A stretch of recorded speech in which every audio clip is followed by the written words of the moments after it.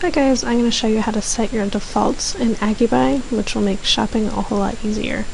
First thing you want to do is log on to SSO and then click on AggieBuy. Then up at the top next to your name, click on Profile. And then you can go to Personal Settings and change the color theme, which I already have. I think it's defaulted to TAMU, which is this lovely maroon color, but if you want something else then you can change it. As you see, there are a lot of options. You can also go to Email Preferences and choose under what circumstances you'll get an email from AggieBuy. Some things are checked by default, some things are not.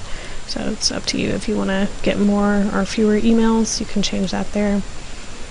The thing that you'll find most handy, I think, is under the Purchasing tab.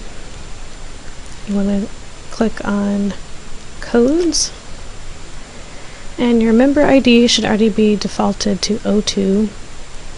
And then you want to go to Department Code, click Edit, and then Create New Value.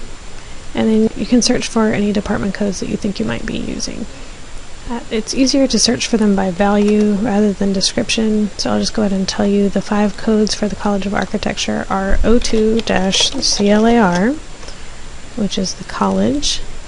And you can just click this top one that says 02-CLAR, click Add Values, and then you can go back to search and you can add any other ones that you might want to use, like 02-ARCH,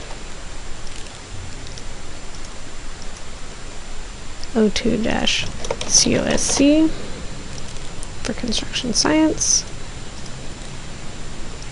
02-LAUP for Landscape Architecture and Urban Planning, and 02-VISA for Visualization.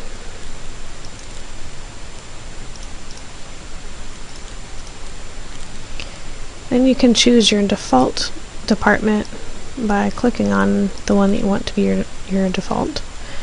And then you just click this little checkbox that says Default and Save. You don't have to have a default if you don't want to. It's up to you. Okay, then you can click Close, and then you might want to set up a default account. You can do that by clicking Edit here, and then Create New Value. And again, it's easier to search by value rather than description. So if you know the account numbers that you might use frequently, then you can just type them in here, like for example,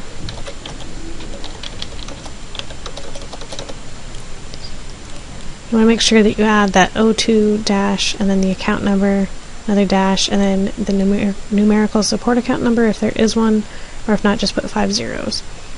It should bring up the account number for you. You can click the checkbox and add values.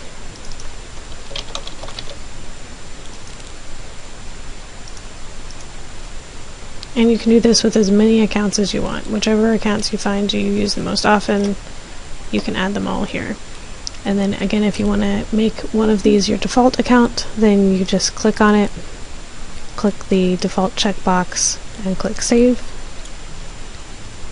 And click Close here. And then you definitely want to set a default fund type. Click Edit here, and click Create New Value. And your only 3 options are federal, local, and state. You'll never use federal funds. 99.9% of the time you'll be using local funds. Sometimes you'll use state. So I would recommend checking both of them and adding them to your frequently used ones, but then click on local and make that one your default.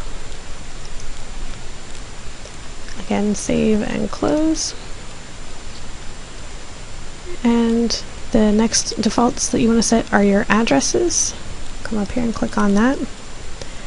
And you're never going to change your bill to address. You want to make sure that you're on ship to address.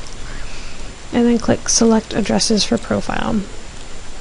Now here, I would just put in the name of the building that you're in, probably at Langford. And increase the number to a larger number than 10, because there are a lot of Langford addresses. And then you want to make sure that you choose the right room number and department for yourself. They're all going to have your name on them, and they're all going to say Langford. Just make sure that you pick the one that has the right room number on it. So I want the one that has room 206. Architecture Business Office, that's where I am, Langford Building A, room 206. So just check this little dot here.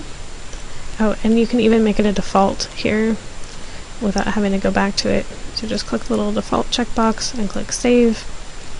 If there are any other addresses that you think you might be shipping to, you can go back to Select Addresses for Profile.